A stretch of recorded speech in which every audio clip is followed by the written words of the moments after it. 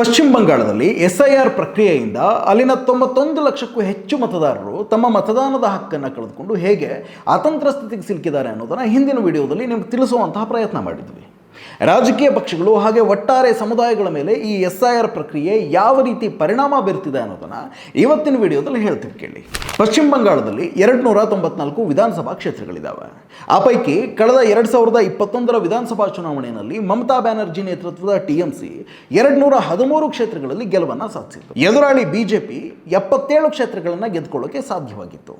3,28,00,000 ಮಂದಿ ಮತದಾರರು ಟಿಎಂಸಿಗೆ ಮತ ಹಾಕಿದ್ರೆ 2,63,00,000 ಜನ ಬಿಜೆಪಿಗೆ ಮತ ಹಾಕಿದ್ರು. ಆ ಚುನಾವಣೆಯಲ್ಲಿ ಎರಡೂ ಪಕ್ಷಗಳ ನಡುವಿನ ಒಟ್ಟಾರೆ ಗೆಲುವಿನ ಅಂತರ 65 ಲಕ್ಷ ಮತಗಳು. ಅದೇ ಈಗ ಎಸ್ಐಆರ್ನಿಂದಾಗಿ ಪಶ್ಚಿಮ ಬಂಗಾಳದಲ್ಲಿ ಮತದಾರರ ಪಟ್ಟಿಯಿಂದ ಹೊರಗುಳಿದಿರುವಂತಹವರ ಸಂಖ್ಯೆ ಬರೋಬ್ಬರಿ 91 ಲಕ್ಷ. ಕಳೆದ ಚುನಾವಣೆಯಲ್ಲಿ ನಿರ್ಣಾಯಕ ಪಾತ್ರ ವಹಿಸಿದ್ದಕ್ಕಿಂತ ಹೆಚ್ಚಿನ ಮತದಾರರು ಈ ಬಾರಿ ಮತದಾನದ ಹಕ್ಕಿನಿಂದಲೇ ವಂಚಿತರಾಗಿದ್ದಾರೆ. ಅಷ್ಟೇ ಅಲ್ಲ, ಟಿಎಂಸಿ ಪರ ಮತದಾರರು ಹೆಚ್ಚಾಗಿರುವಂತಹ ಕ್ಷೇತ್ರಗಳಲ್ಲೇ ಅತಿ ಹೆಚ್ಚು ಮತದಾರರನ್ನು ರಿವೈಸ್ಡ್ ವೋಟರ್ ಲಿಸ್ಟ್ನಿಂದ ಹೊರಗಿಡಲಾಗಿದೆ. ಆ ಮೂಲಕ ಇಡೀ ಚುನಾವಣಾ ಪ್ರಕ್ರಿಯೆಯನ್ನು ಒನ್ ಸೈಡೆಡ್ ಮಾಡುವ ಹುನ್ನಾರ ನಡೀತಿದೆ ಅನ್ನೋ ಗಂಭೀರ ಆರೋಪಗಳು ಕೇಳಿಬರ್ತಾ ಇದ್ದಾವೆ.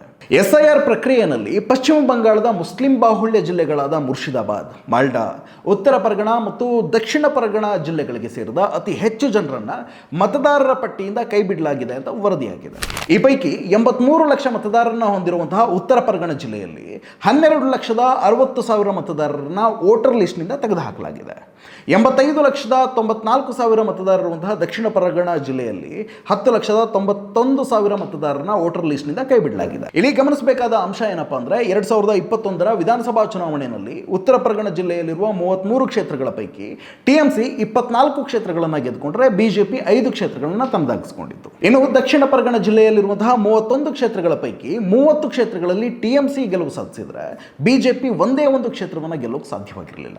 ಈ ಹಿನ್ನೆಲೆ ಟಿಎಂಸಿ ಪಾಲಿಗೆ ಉತ್ತರ ಮತ್ತು ದಕ್ಷಿಣ ಪರಗಣ ಜಿಲ್ಲೆಗಳು ಭದ್ರಕೋಟೆ ಅಂತಿದ್ವು. ಈಗ ಈ ಎರಡೂ ಜಿಲ್ಲೆಗಳ 64 ಕ್ಷೇತ್ರಗಳಲ್ಲಿ 23,51,000 ಮತದಾರರನ್ನ ವೋಟರ್ ಲಿಸ್ಟ್ನಿಂದ ಹೊರಗಿಡಲಾಗಿದೆ. ಇದಿಷ್ಟು ಉತ್ತರ ಮತ್ತು ದಕ್ಷಿಣ ಪರಗಣ ಜಿಲ್ಲೆಯ ಮತದಾರರ ಕತೆ. ಇನ್ನು ಮುರ್ಷಿದಾಬಾದ್ ಮತ್ತು ಮಾಲ್ಡಾ ಜಿಲ್ಲೆಗಳ ಮತದಾರರ ವ್ಯತೆ ಇದಕ್ಕಿಂತ ಭಿನ್ನವಾಗೇನೂ ಇಲ್ಲ.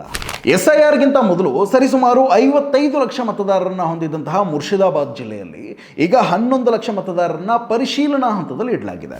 4,55,000 ಮತದಾರರ ಹೆಸರುಗಳನ್ನು ವೋಟರ್ ಲಿಸ್ಟ್ನಿಂದಾನೇ ಡಿಲೀಟ್ ಮಾಡಲಾಗಿದೆ. ಈ ಜಿಲ್ಲೆನಲ್ಲಿ ಅತಿ ಹೆಚ್ಚು ಯಾವ ಕ್ಷೇತ್ರಗಳಲ್ಲಿ ಮತದಾರರನ್ನ ವೋಟರ್ ಲಿಸ್ಟ್ನಿಂದ ಕೈ ಬಿಡಲಾಗಿದೆ ಅಂತ ನೋಡೋದಾದ್ರೆ ಶಂಶೇರ್ಗಂಜ್ ಕ್ಷೇತ್ರದಲ್ಲಿ 74,775 ಮತದಾರರನ್ನ ವೋಟರ್ ಲಿಸ್ಟ್ನಿಂದ ತೆಗೆದುಹಾಕಲಾಗಿದೆ.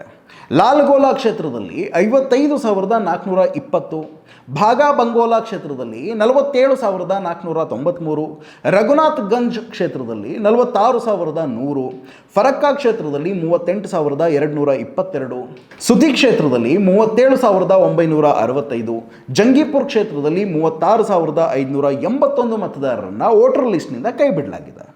ಎಸ್ಐಆರ್ಗೂ ಮುಂಚೆ ಸುಮಾರು 30 ಲಕ್ಷ ಮತದಾರರನ್ನ ಹೊಂದಿದ್ದಂತಹ ಮಾಲ್ಡಾ ಜಿಲ್ಲೆಯಲ್ಲಿ 8 ಲಕ್ಷ ಮತದಾರರನ್ನ ಪರಿಶೀಲನಾ ಹಂತದಲ್ಲಿ ಇಡಲಾಗಿದೆ. 2,39,000 ಮತದಾರರ ಹೆಸರನ್ನ ವೋಟರ್ ಲಿಸ್ಟ್ನಿಂದ ಡಿಲೀಟ್ ಮಾಡಲಾಗಿದೆ. ಹೀಗೆ ಎಸ್ಐಆರ್ಗಿಂತ ಮೊದಲು ಸುಮಾರು 41 ಲಕ್ಷ ಮತದಾರರನ್ನ ಹೊಂದಿದ್ದಂತಹ ನಾಡಿಯಾ ಜಿಲ್ಲೆಯಲ್ಲಿ 2,71,000 ಮತದಾರರನ್ನ ವೋಟರ್ ಲಿಸ್ಟ್ನಿಂದ ಡಿಲೀಟ್ ಮಾಡಲಾಗಿದೆ. ರಾಣಾಘಾಟಿನ ನ್ಯಾಯಮಂಡಳಿಯ ಎದುರು ಮೇಲ್ಮನವಿ ಸಲ್ಲಿಸೋಕೆ ಹೋಗಿ ಸರತಿ ಸಾಲಿನಲ್ಲಿ ನಿಂತಾಗ ಕುಸಿದು ಬಿದ್ದು ಸಾವಿಗೀಡಾದ್ರಲ್ಲ ಜೀವನ್ ಕೃಷ್ಣ ವಿಶ್ವಾಸ್, ಅವರು ಕೂಡ ಇದೇ ನಾಡಿಯಾ ಜಿಲ್ಲೆಯವರು. ಇಲ್ಲಿ ಇನ್ನೊಂದು ಆಘಾತಕಾರಿ ವಿಚಾರ ಏನಪ್ಪಾ ಅಂದ್ರೆ ಎಸ್ಐಆರ್ನಿಂದಾಗಿ ಮತದಾರರ ಪಟ್ಟಿಯಿಂದ ಹೊರಗುಳಿದ 91 ಲಕ್ಷ ಮಂದಿಯ ಪೈಕಿ 57 ಲಕ್ಷ ಮಂದಿ ಮಹಿಳೆಯರಿದ್ದಾರೆ.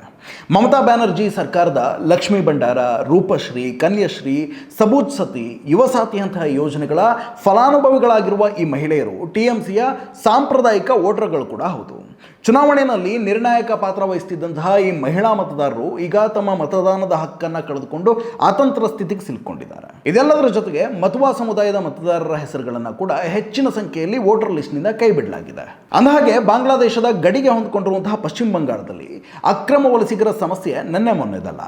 ಇದೇ ಕಾರಣಕ್ಕೆ SIR ಅಗತ್ಯ ಮತ್ತು ಈ ಪ್ರಕ್ರಿಯೆಯಿಂದಾಗಿ ಫೇಕ್ ವೋಟರ್ಗಳನ್ನ ಮತದಾನದ ಪ್ರಕ್ರಿಯೆಯಿಂದ ಹೊರಗಿಡಬಹುದು ಅನ್ನೋದು ಬಿಜೆಪಿಯ ವಾದ. ಪಶ್ಚಿಮ ಬಂಗಾಳದಲ್ಲಿ ಬಾಂಗ್ಲಾ ನುಸುಳುಕೋರರ ಬಗ್ಗೆ ಮಾತನಾಡುವಂತಹ ಬಿಜೆಪಿ ಇದೇ ಸಮಸ್ಯೆಯನ್ನು ಎದುರಿಸ್ತಾ ಇರುವಂತಹ ಮತ್ತೊಂದು ಗಡಿ ರಾಜ್ಯ ಅಸ್ಸಾಂನ ಚುನಾವಣೆಯಲ್ಲಿ ಈ ವಿಚಾರವಾಗಿ ತುಟಿ ಬಿಚ್ಚುತ್ತಾ ಇಲ್ಲ. ಯಾಕಂದ್ರೆ ಅಸ್ಸಾಂನಲ್ಲಿ ಅಧಿಕಾರದಲ್ಲಿರೋದು ಹಿಮಂತ ಬಿಸ್ವಾ ಶರ್ಮಾ ನೇತೃತ್ವದ ಬಿಜೆಪಿ ಸರ್ಕಾರ.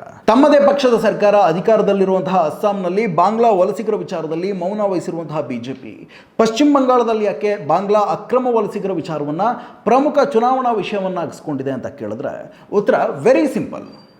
ಪಶ್ಚಿಮ ಬಂಗಾಳದಲ್ಲಿ ಮಮತಾ ಬ್ಯಾನರ್ಜಿ ನೇತೃತ್ವದ TMC ಸರ್ಕಾರ ಅಧಿಕಾರದಲ್ಲಿದೆ. ಹೀಗಾಗಿ ಬಂಗಾಳದಲ್ಲಿ ಅಧಿಕಾರಕ್ಕೆ ಬರೋಕೆ ದಶಕಗಳಿಂದ ಶತಪ್ರಯತ್ನ ನಡೆಸ್ತಾ ಇರುವಂತಹ ಬಿಜೆಪಿ ಬಾಂಗ್ಲಾ ನುಸುಳುಕೋರರ ವಿಚಾರವನ್ನೇ ಪ್ರಮುಖ ಚುನಾವಣಾ ವಿಷಯವನ್ನಾಗಿಸಿಕೊಂಡು ಆ ನಿಟ್ಟಿನಲ್ಲಿ ರಣನೀತಿಯನ್ನು ರೂಪಿಸ್ತಾ ಬರ್ತಿದೆ. ಈಗಾಗಲೇ ನಡೆದಿರುವಂತಹ SIR ಪ್ರಕ್ರಿಯೆ ಮತ್ತು ಕೆಲವೇ ದಿನಗಳಲ್ಲಿ ನಡೆಯಲಿರುವಂತಹ ವಿಧಾನಸಭಾ ಚುನಾವಣೆ ಪಶ್ಚಿಮ ಬಂಗಾಳ ಭವಿಷ್ಯದಲ್ಲಿ ಎತ್ತ ಸಾಗುವಂತೆ ಮಾಡುತ್ತೆ ಅನ್ನೋದನ್ನ ಕಾದು ನೋಡಬೇಕಿದೆ. ಹಾಗೆ ಇನ್ನೊಂದು ವಿಚಾರ ನೆನಪಿನಲ್ಲಿರಲಿ, ಈ SIR ಪ್ರಕ್ರಿಯೆ ಕೇವಲ ಬಂಗಾಳಕ್ಕೆ ಮಾತ್ರ ಸೀಮಿತವಾಗಿಲ್ಲ.